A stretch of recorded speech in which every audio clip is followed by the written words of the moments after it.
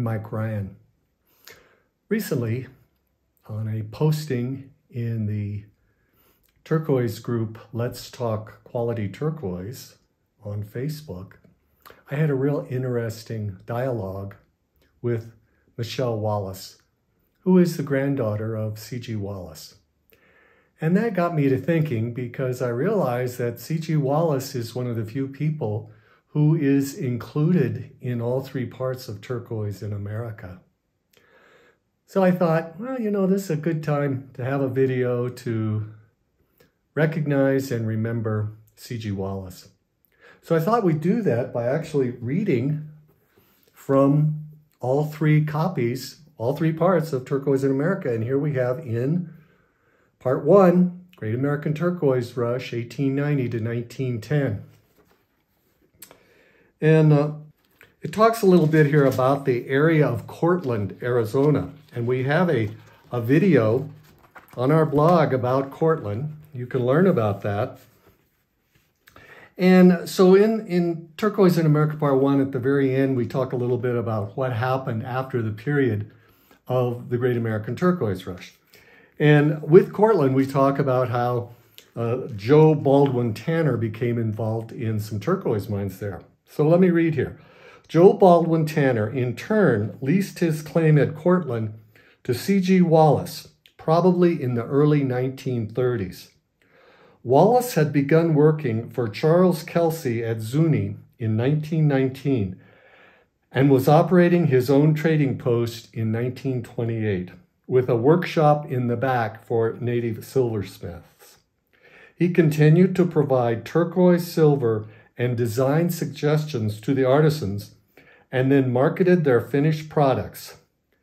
This arrangement with the larger producers, like the Harvey Company, and the many trading posts, nurtured the developing Native American jewelry market. So that alone would have been quite a contribution. But wait, there's more. We have in Part 2, when I was visiting with David Layton, who's the son of Alvin Layton, who with Lee Hand had the Blue Gem lease mine at Battle Mountain immediately after World War II, he asked me if I'd like to have some ledgers that his mother had kept for the Blue Gem.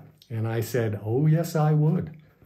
And in that, we find that during the period of 1949 to 1950, C.G. Wallace purchased 281 pounds of rough at $2 to $50 per pound and 54,000 carats of cut carats at 15 cents per carat. I go on to follow up and say, C.G. Wallace was by far the largest buyer of Blue Gem turquoise for this entire period. And this would have been the period 1949 to 1954. And, you know, because Wallace was so important in providing turquoise to the jewelers at Zuni, that we really can see where a lot of this turquoise that was showing up in these inlay pieces that the Zuni were producing, that these were most probably coming from the Blue Gem mine. So we have that story in Turquoise in America, Part 2, 1910 to 1990. So finally, we have for our final period, Turquoise in America, Part 3, the stories of turquoise, 1990 to 2020, we have a story that is told by John Crenna. And we're going to see here a photo by Arlen Ben that is included in the Turquoise Gallery in Turquoise in America Part 2 of this belt buckle, C.G. Wallace's personal belt buckle, that John Crenna is going to talk about here. And this is a story of John's in Turquoise in America Part 3. I met the renowned Zuni trader C.G. Wallace through another Indian arts dealer, Bob Galagos, who introduced me to Wallace, who was living with his son in Albuquerque.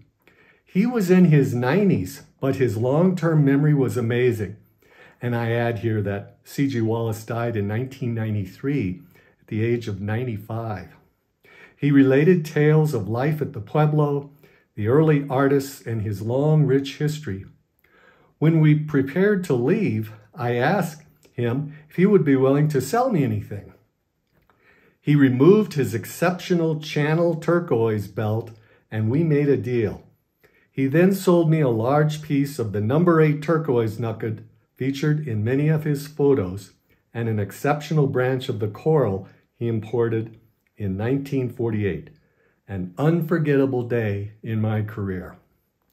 Well, yes, John, we'll say it was unforgettable for you, and we never want to forget C.G. Wallace and his important contributions to turquoise.